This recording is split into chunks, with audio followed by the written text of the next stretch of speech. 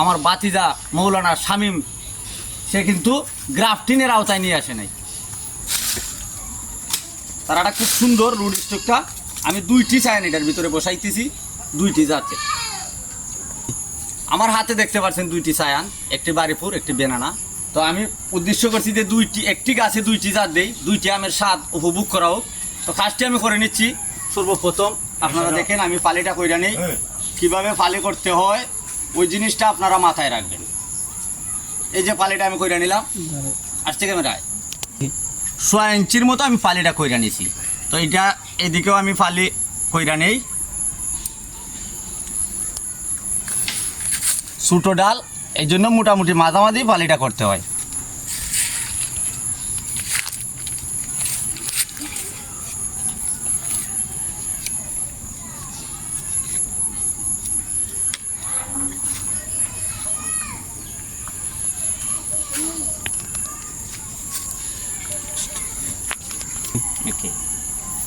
তো পলির কাজটিও আমি সম্পূর্ণ করে নিচ্ছি। দেখেন